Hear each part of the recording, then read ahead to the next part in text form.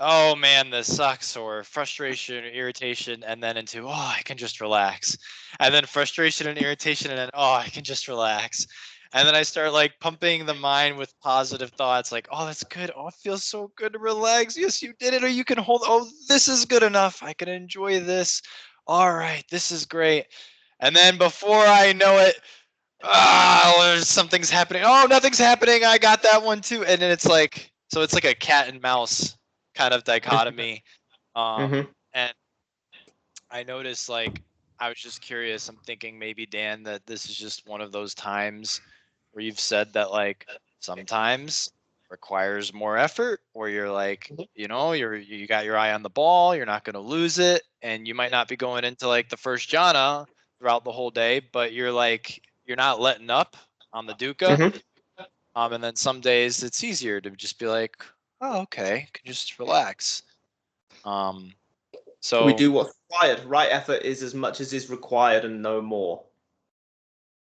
Yeah. And I think about what you said to me recently about how if I could just chill out for 1 to 2 days, that would just make you so happy. And I think I'm like maybe confusing that with not practicing, even though I know chilling out is the practice, but it's like, you know what I mean? So you got it.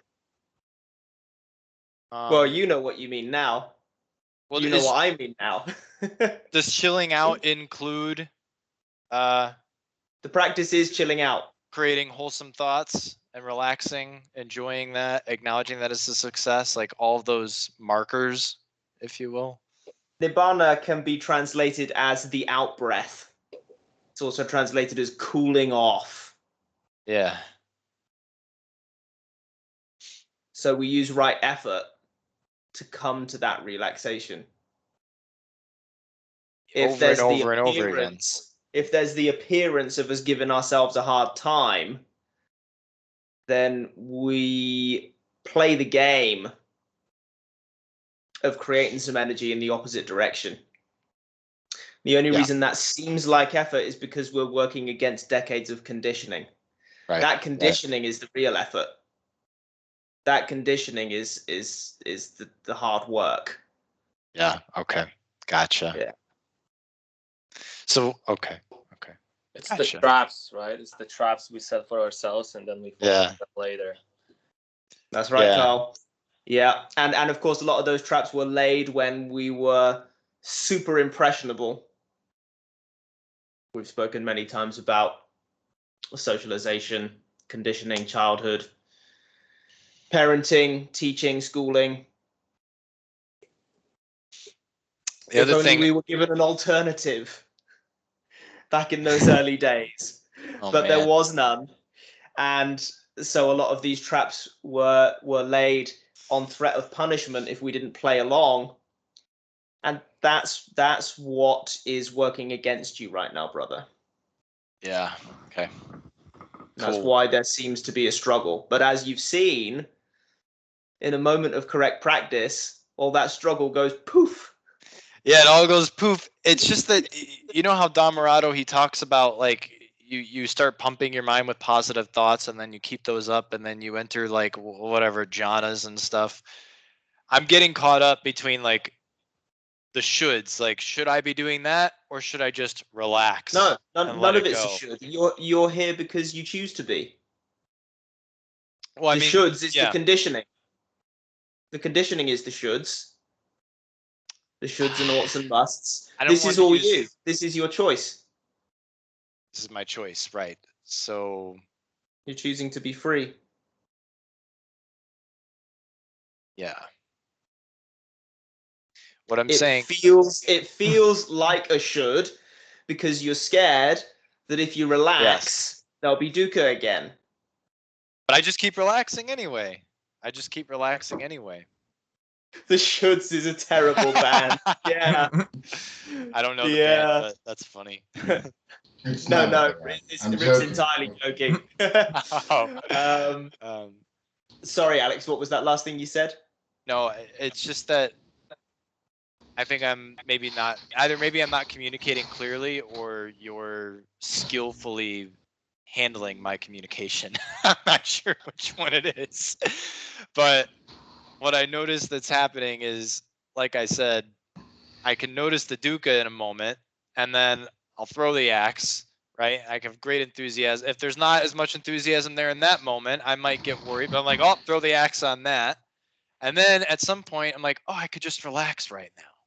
And then the dukkha will come back while I'm trying to compound those positive thoughts, those positive, wholesome thoughts.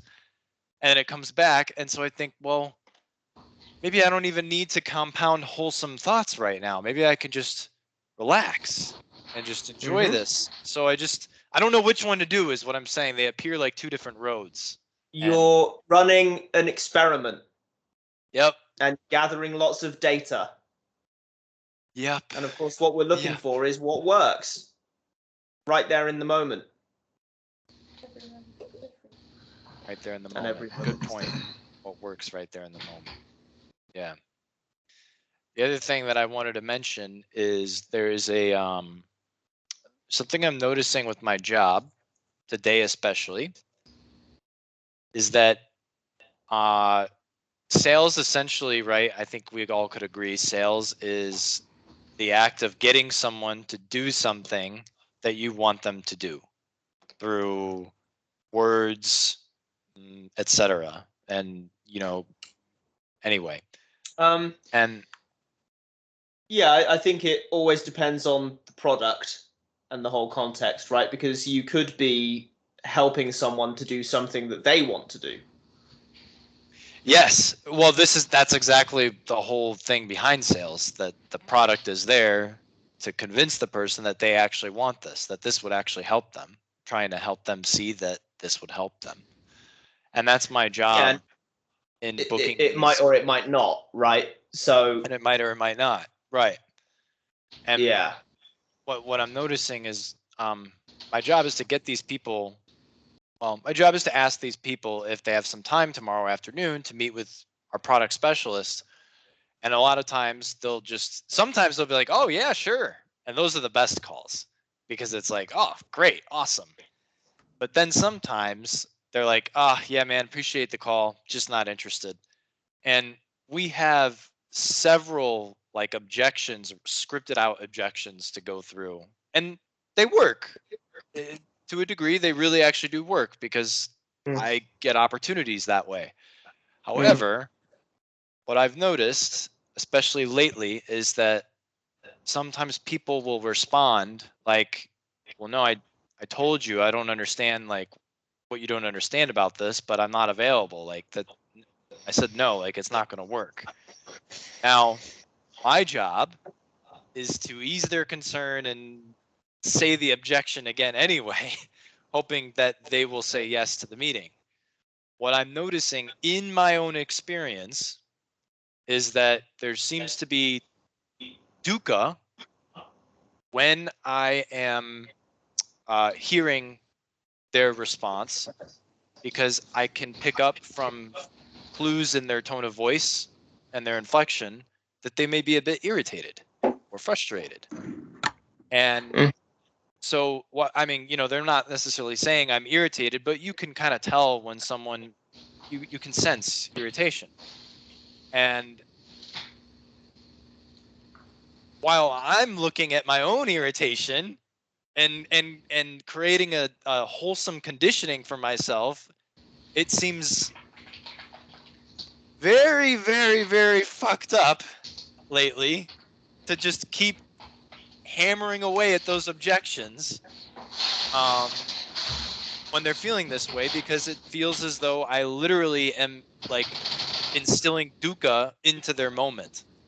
And I know like their dukkha isn't mine to control, but I'm seriously considering, like, I don't know if I can even do sales anymore, because it creates dukkha for me. How about, rather than it being whether you can or cannot, what if it's a choice?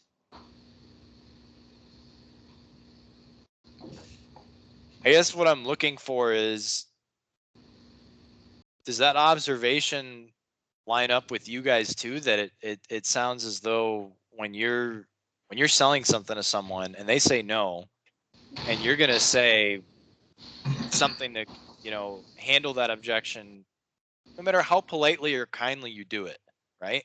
And they come back and they're like, no, told you I'm not interested. You're not respecting my time. I'm about to get on the phone about to get on to my next meeting, whatever it is. So are we just creating dukkha for ourselves by engaging in those kinds of conversations? So I've got an idea about that. Mm-hmm. I'm selling something too. I'm selling a service, right? I'm selling a service of information about how to communicate correctly, right? But I know down deep that it's helping the students, and so I'm selling in a way, but I'm also I'm really believing, and I know down deep that it's assisting them somehow, right? Yeah.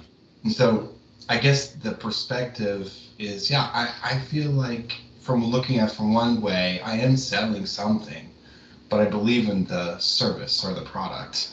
And so it's really easy for me to do it, right? I guess that's one way. Now, I think the way our situations are different is rather than me approaching the student and say, hey, you want to learn some English?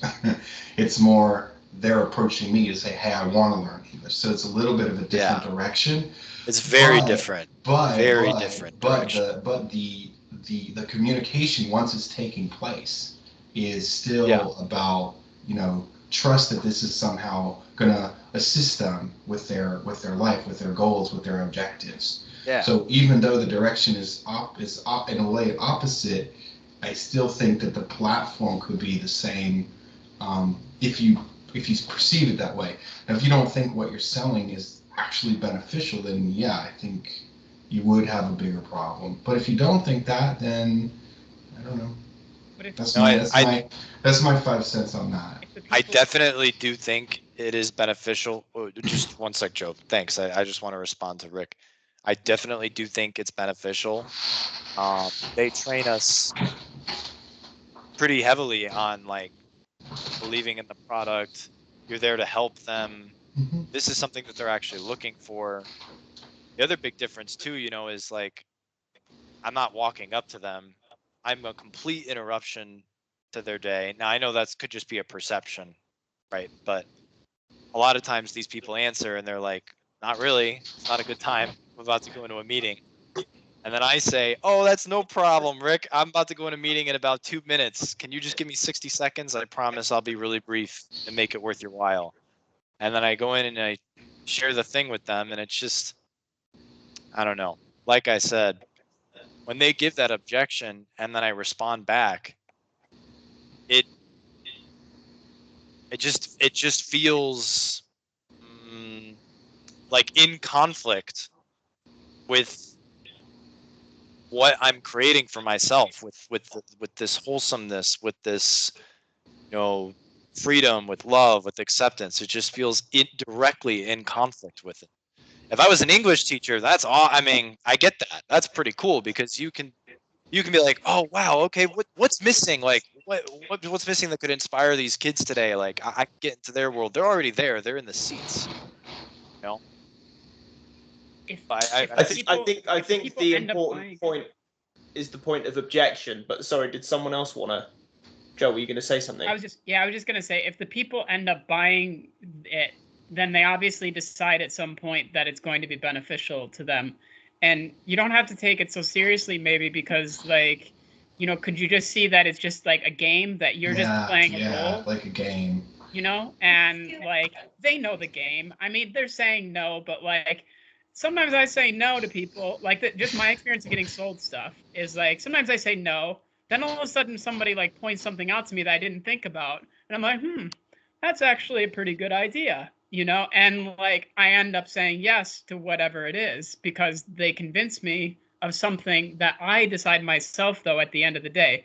It never happens that somebody convinces me of something and I'm like, oh my God, they screwed me over. At that point, it might be unwholesome, right? If you're like, holy crap, give me my money back.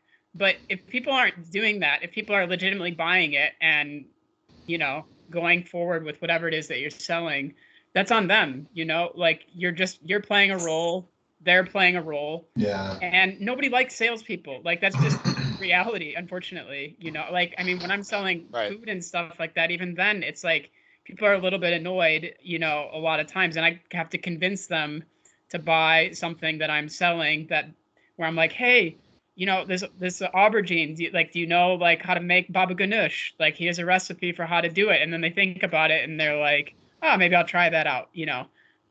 So they're still making the decision themselves, but it's more like you're just playing a game here, you know? That would be my way of looking at it. Because it doesn't sound that unwholesome to me. You're not like scamming people. That's true. No, you're right. That's true. And actually, at one point, I was doing health insurance, and at some level, it was kind of a scam because there was information that I was leaving out intentionally to get the sale. We were taught to do that, and I'd left that company for that reason. But, I mean, Joe, to your point, like, I get it. Okay, like, I've also been practicing seeing it in different ways and like keeping it light and realizing like, hey, their reaction is their reaction. And, you know, I could say something that could make them agree to a meeting. And that does happen. That actually does happen where they're like, oh yeah, I actually do want to do that after I handle one of their objections. Calls I'm talking about are the ones where I'm giving those objections and they just get upset. They get irritated. They get pissed. So that sounds they hang up on me. Yeah. That sounds to me to be the thing to consider. What I can tell you is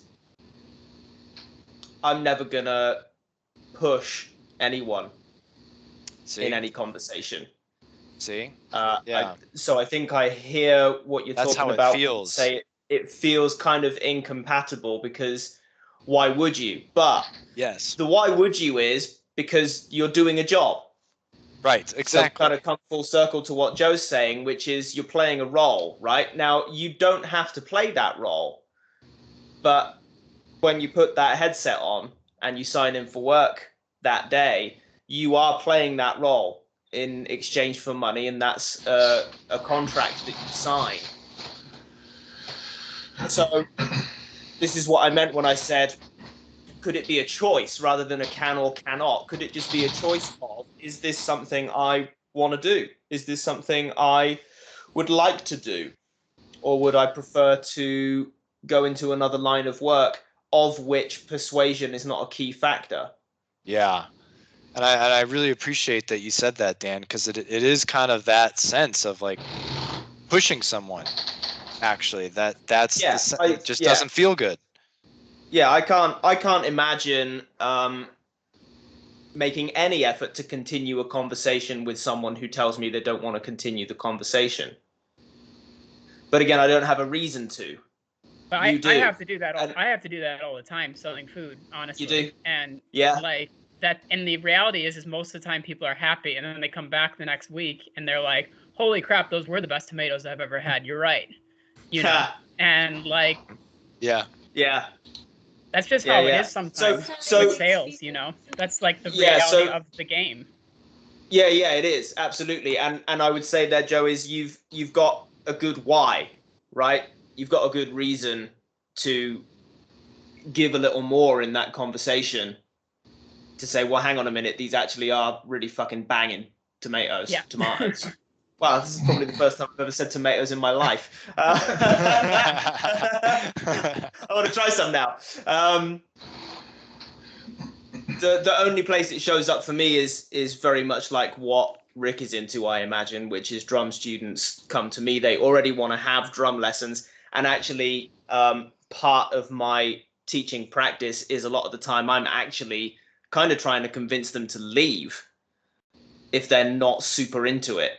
So it probably couldn't be more opposite to what you're talking about, Alex. But I find that's very compatible with the Dhamma. Yeah. Which I think perhaps what you were hoping to hear, Alex, is I love my open door policy. I love saying to all students, you can learn drums or not. It really doesn't matter to me. But if you do, I'm here to answer your questions, to to take your enthusiasm and teach you how to use it, but I'm not even going to try to create enthusiasm in anyone because it can't be done. See, I think part of... Go ahead. I was just going to say, I think part of the... I don't even know if you were going to say this, Joe, but part of the confusion for me or issue is that I don't know if I could actually successfully keep throwing out dukkha and do this job at the same time, because it just seems like a smelly shoe that comes back every time one of those calls happen when I find myself pushing someone, you know. Well, at another level, it could be an opportunity to learn and grow from. But here's the thing: is that you don't actually know that it's going to be somebody that's going to hang up. The main problem with this thing is that sometimes they're going to say no, and then you convince them of something that they actually does benefit them, and sometimes they're saying no, and they really mean no, and it takes a little bit of time, and by the time you find out for real they really mean no, they're angry and gonna hang up on you. You know, like I know how this is, because like I have people all the time who tell me no, and I try again and they're like, no, really no, like, you know, and I'm like, okay, but then half the time they say no, and then they're like, oh, okay, all right, and by the end of it. So if I gave up on the first no every time, I just wouldn't sell anything. Yes, know? Joe, and that's what I'm talking about. I'm talking about the people that say no after the third time I didn't give up. We push these calls 3 times until they hang up on us. For me, I would just give up a little bit earlier, maybe. And sometimes they give up a little earlier when they're like, hey, I'm being polite. I don't want to continue this conversation anymore. Reach out to us in a year, and we'll look at it. I was like, okay, no problem. Cool. But, yeah, so there's a cutoff point built into the script then, right? So once again, you're still just kind of doing the job. In a sense, you're no different to the miner with his pick, who is told to dig in one direction for however long, and then give up and try a different spot. Right? I don't know exactly how mining works, but I'm happy to take that analogy. Interesting analogy you decided to. Yeah. Okay. So, but you have a moment at which your employer is allowing you to give up on that call. But perhaps the most important point here is exit early, not give up. Exit early. Exit early. Yeah.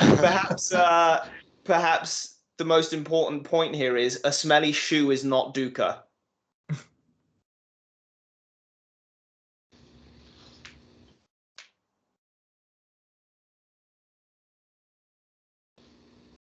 Okay, I just used that as a metaphor, though.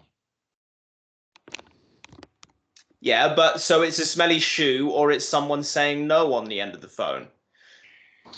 Neither the objecting business person nor the smelly shoe is dukkha. Dukkha is your interpretation of those things. Yeah, But what about if they're irritated?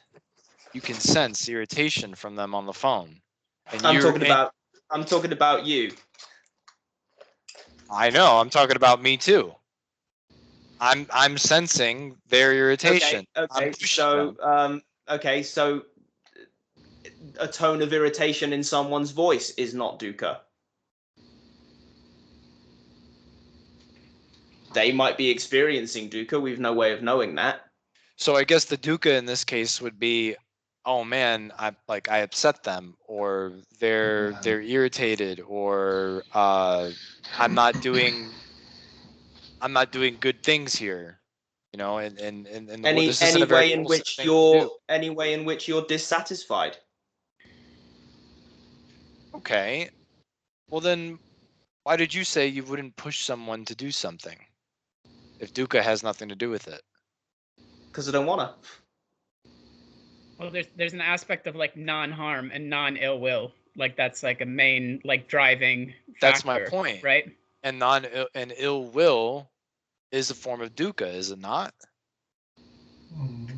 Well, it's only ill will if you generate it within yourself first and you think you're doing something bad for somebody. So you're creating the dukkha within yourself, and then you think that person is going to experience dukkha because you're creating it within yourself first. I think you're not okay with hearing irritation in somebody's voice, and then you can sense it in yourself, that irritation, because you have the empathetic capability to sense that.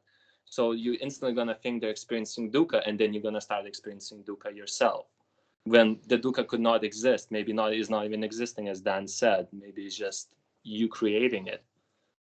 Sometimes I go to the grocery store and I'm like really happy and positive to the cash register person, and they're just like, they don't like when people are happy and positive, and I'm trying my best to give them like what I consider loving kindness, and they're coming back to me with anger and annoyance because what is this like super happy person here, you know?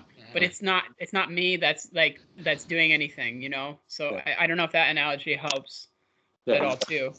It's your attitude. If you're going off with an attitude of like, you know, I'm trying my best here, and it's a tough job. I mean, honestly, it's a tough job no matter what, you know, like that's the reality of it, is that sales are difficult, and you know, but it's a job too. It's pretty consistent, it's solid, you know, it's not the most unwholesome thing in the world, like, you know, it's like, I think it's filling a useful need in society, like, and depending on what you're selling, of course, but like, you know, is it going to compromise my ability to more often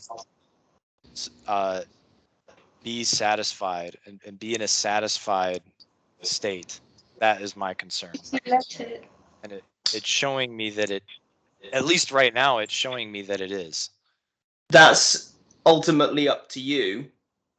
However, it feeds into the conversation that we've been having about how when you sit on your ass and it's just you and the breath, that's easy mode. What you're working with here is a more complex phenomena. So keep practicing. But no, nothing that person does on the end of the phone is dukkha. And at some point you might want to give, like, you might have this motivation that you're like, I only want to practice and I want to give up everything. But it seems like you're still in the point right now, or still in it. We all are going through whatever of like comparing different jobs and different lifestyles and things like this, right? And like, I don't think you're gonna find something, the perfect setup or whatever. Like you know, like whatever you have as a perfect setup, it's just not gonna happen. You know. To me, it's primarily the point of pushing someone to do something beyond what they've already said. So yeah, these are difficult things. I mean, this is up to like you to feel it out and decide for yourself, you know, and decide what is what does that mean? What does harmlessness mean in this situation? You know, like these are gray areas. It's like, you know, it's like when you get talking about any subject that is on like the sila level, like it's really subjective and it's really about trying something out. And like Dan's saying, he's like, okay, well, you're in a complex situation. Try this out. How does that feel? Try this out. How does that feel? And like, how do you like? And don't just trust the feeling too, because like you have to like think about this and like really think deeply about it because it's really complex, you know. But yeah, but what we're often looking for, isn't it? Is we'd like to hear, oh well, that situation is dukkha, so you better get out. We want somebody to tell us what to do, you know, like we want to like be able to get down on our knees and be like, please, Dhammarato, tell me what to do with my life. Like, and that's not going to happen ever, you know? I don't know if we would do it. I just honestly was thinking that I was seeing clearly, and I'm pretty. It's fine. I'm not going to say any unwholesome thoughts, but there's some irritation over here, just because I still think I actually am seeing clearly, and maybe you guys just aren't understanding what I've said. It could be unwholesome too. I mean, like, you know, it's just I'm trying to like normally, you've heard my spiel about like capitalism and everything, so you've already heard like my opinion on most of this stuff, but I'm trying to give a balanced opinion here, just for the hell of it, I don't know. Also, sorry, Carl, go on. If I could call it, whenever I catch myself being irritated, or if I see somebody feeling some kind of emotion, I call the moment perfect moment to practice. Let's investigate this feeling. Is it within me? Is it I'm actually creating it by being irritated and trying to push it on somebody? Or is it actually just the moment happening as it is happening by its own? So it's as we're trying to explain, it's for you to investigate the moment. We cannot really give you an answer because, as we said, the context and the job and how you're feeling, it's only, you have to take your own power and you have to investigate it by yourself at that moment it's happening. Mm-hmm. That's the only way you're going to answer that for yourself. Mm-hmm. It was interesting, though, just now a new word came into the conversation, which was the word unwholesome. So up until now, we've been examining whether or not the irritation in that person's voice is dukkha. It's not dukkha because dukkha is always on the level of interpretation. Now, a different question would be, is it wholesome or unwholesome to try to persuade someone to do something they don't want to do? Well, or perhaps it's neutral. Isn't unwholesome an aspect of dissatisfaction? Is unwholesome an aspect? Well, no, we can talk about an unwholesome act. Dissatisfaction is something that happens in the mind. So, for example, murder is an unwholesome act. But it ain't good. Sales are their own thing, because at the end of it, it's like they might make the decision that it is useful for them. So it's like, it's so weird with sales specifically, Yeah, you're right. It's strictly it sounds just neutral. Like it could go either way. It could go either way. It's the people that say no multiple times and are like audibly getting upset. Also, it can be useful. Yeah. You might see your numbers suffer, right? If you hang up a little bit sooner, but maybe you're okay with that if you're holding the job lightly. Maybe you get less commission. Maybe you can handle taking less commission. But also, I've found it useful a number of times to package things in larger chunks. And what I mean by that in this context is, you've got your job. And like Joe said, in that job, you play a role.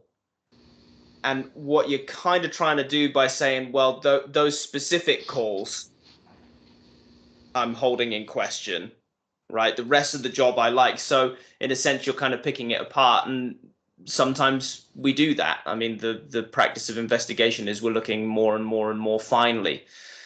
But something seemingly contradictory to hold in mind is that you can say, this is my job. And until I decide to find another job, I'm going to do this job. We're kind of heading in a Zen direction now, right? Just doing what we're doing. I like that direction. I think maybe another useful thing to add is also remembering, like, if you weren't doing this job, somebody else would probably be calling up these people as well, right? Like, it would probably be filled, right? So, but I think that's dangerous logic. That applies to drug dealers. I've heard drug dealers justify that as well. Oh no. But I mean, in this case, right? El Presidente.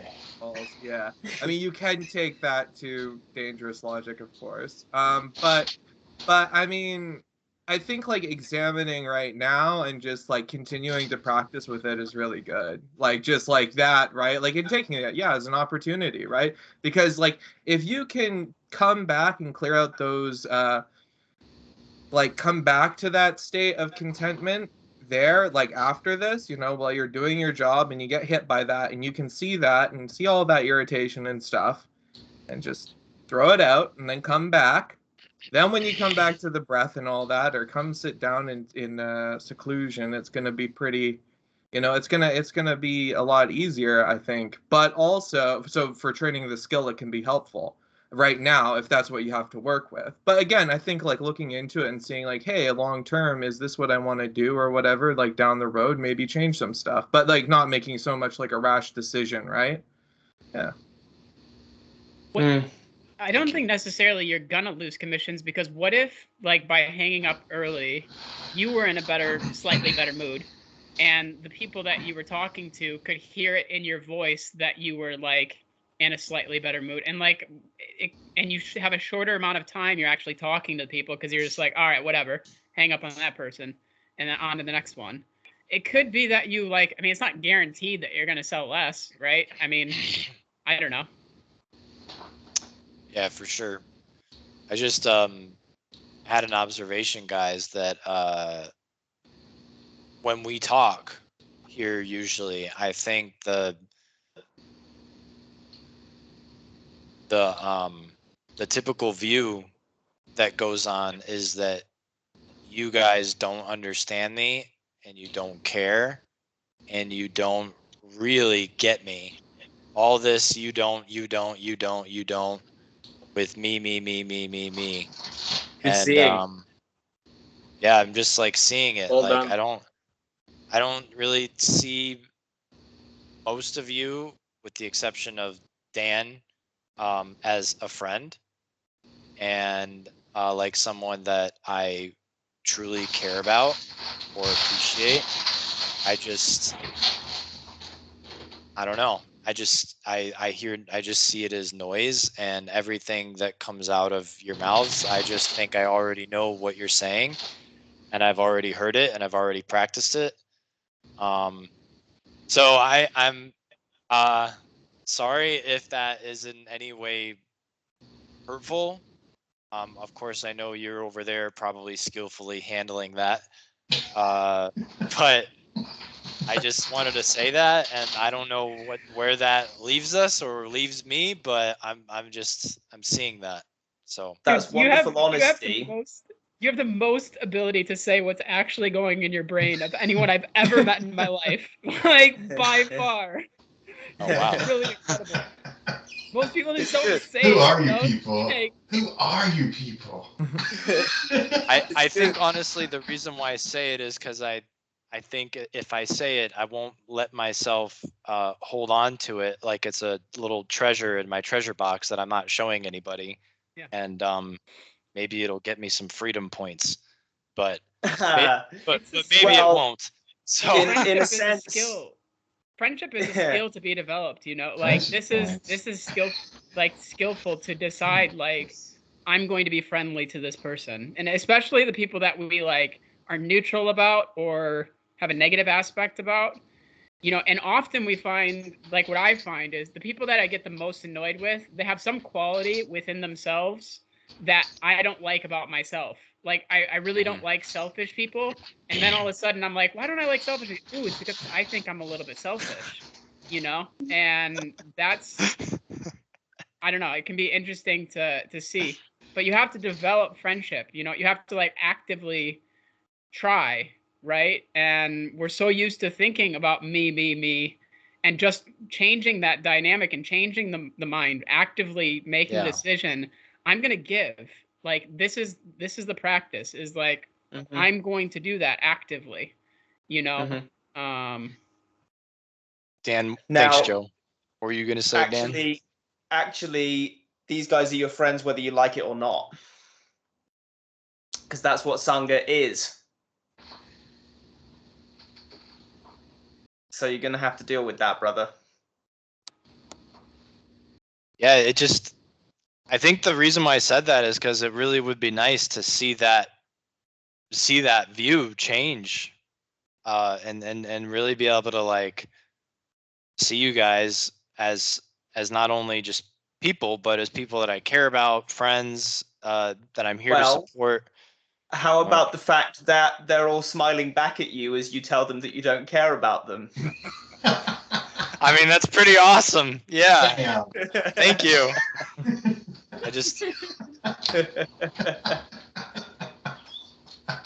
I can sense that it's not wholesome, whatever that is, whatever that driver or that quality of view of conditioning. It's not wholesome, and it's and I don't think it's me either. But it's also it's like somewhat attached to me, and so I can't see beyond that right now.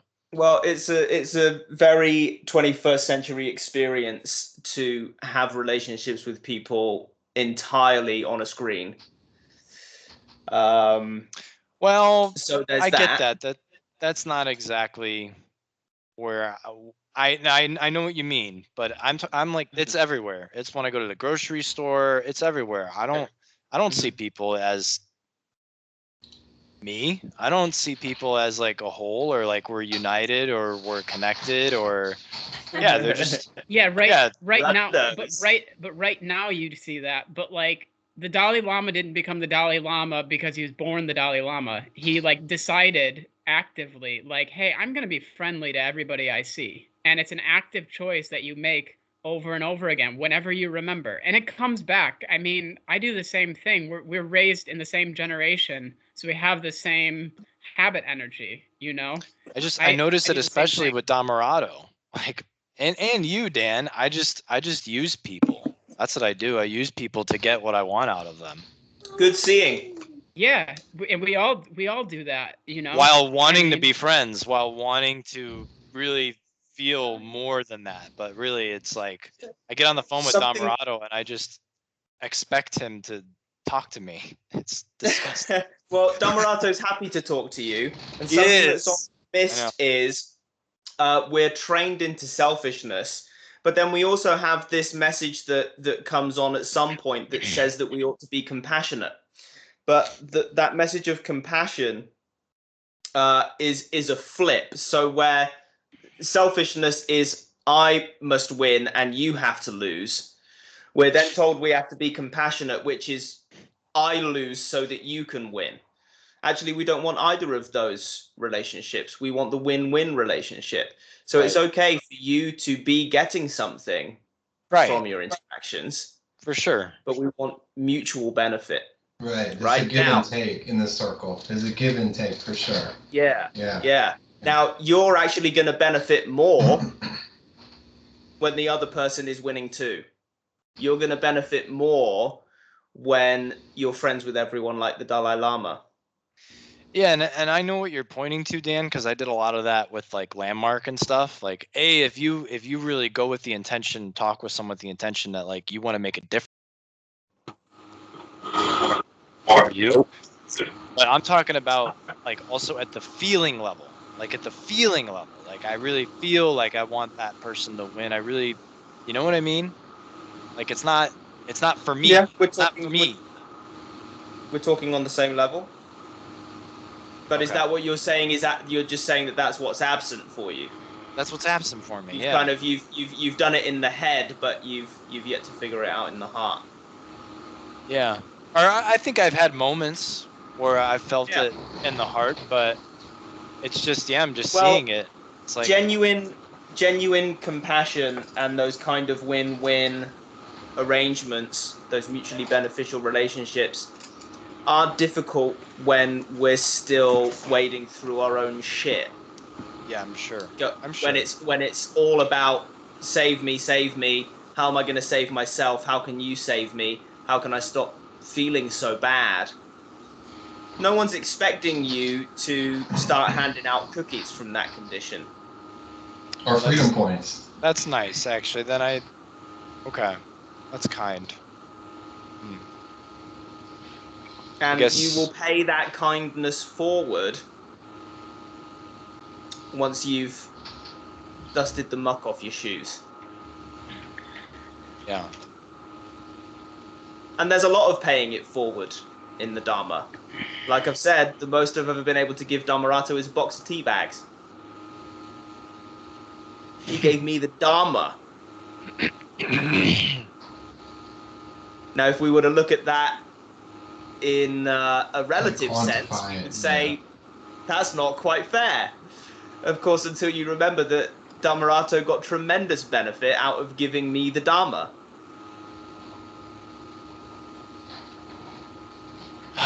All right, well, could probably just let go of that standard then. Yep. For now. Sounds great. Good seeing. Thanks for listening, guys. You're welcome. It's been a pleasure. I like Alan Watts. He has a good quote where he's like, after a certain amount of sitting, we look at our minds and realize that we're all dirty little scoundrels. Yes. And like, and it's so true. Yeah. Yeah. Yeah. All right, you winners. I gotta go. Winners! Okay. Woohoo! Hey, Rick. Yeah. Cheers, Rick. I'm out. Good to Bye. see ya. Hey. Shoulds is a terrible band. Remember that. That's right. Don't listen to them. Don't listen to them. Don't The listen to music them. brings pain. That's Break right. the speaker. Bye, guys. Bye, Rick. Bye. Yes, the irreducible element of rascality. Was that it? Mm. Yeah. We're animals. And it doesn't like totally go away ever, really, has been my experience. You just keep catching it. You just And keep catching it. Yeah. you just keep noticing, and you're like, oh shit, there it is again. And you start to learn a little bit about those situations and why you did things in the past that you did. Yeah.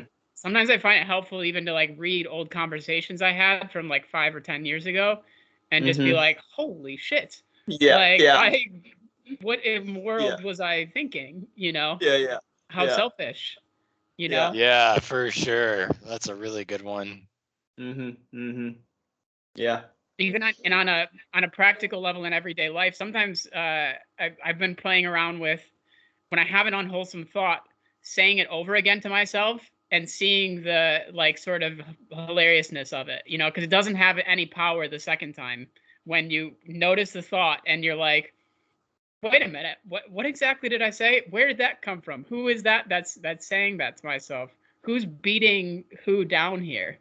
You know, and it's just kind of funny to catch yourself that way. Hilarious. Yeah. Right? Could be a real good laugh. Yeah. I mean, the number of times that I wish death on people is just crazy, you know? Like, it's amazing.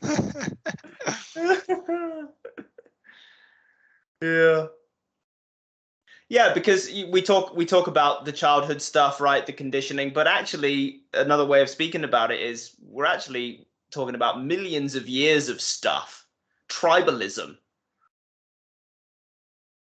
All that instinct level stuff. I'm gonna stockpile the food. I'm gonna eat double. And those folks next door can go hungry. That's what most of human interaction has been. Survival. And here we are giving ourselves a hard time because we don't feel a deep, compassionate warmth for our Sangha. And a lot of times this dance like is not gonna happen if there's nobody to dance with. So like if there's nobody to get angry, there's nobody to get angry with, nobody to get irritated with, you would not need to say these things. It's like a lot of times when I have this thought like, oh, I'm gonna tell this person this when I see them, and then the moment I see them, that thought disappears completely. It's exactly the same thing. It's just that kind of practice.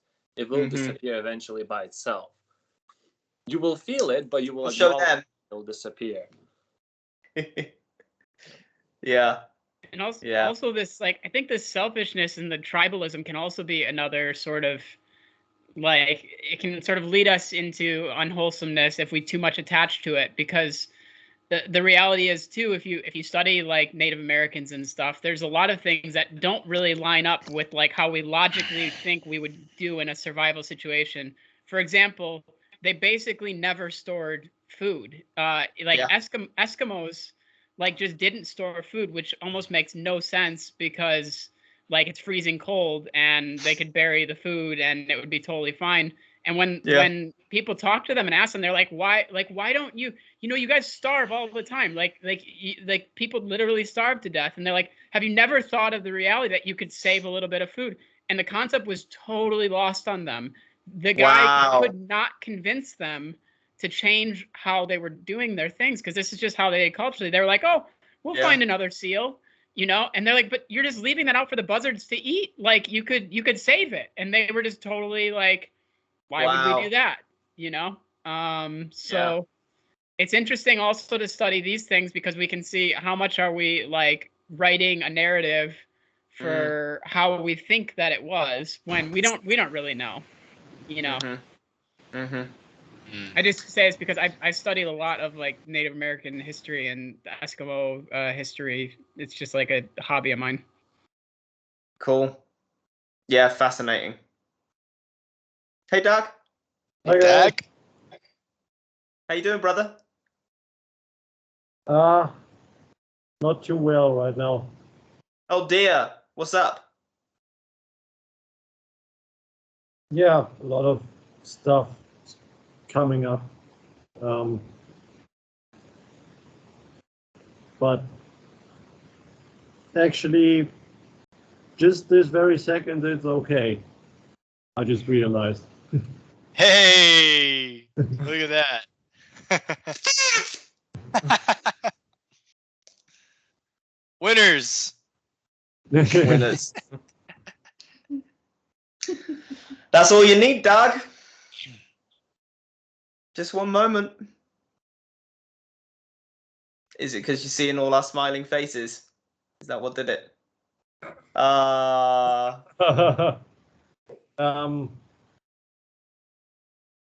No, I just realized I'm just not in so wrapped up in what I used to be wrapped up in. Great. So A new rapping, or perhaps no rapping. Yeah. Is German rap a thing? What? I was thinking rap music all of a sudden. Yeah, it is. I've heard some really amazing rap in European languages. I figured you were getting at that, but I wasn't sure if there wasn't any kind of wordplay in there that I wasn't getting.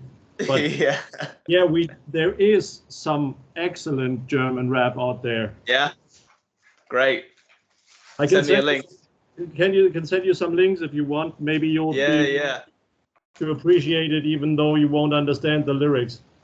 That's kind of part of the fun, right?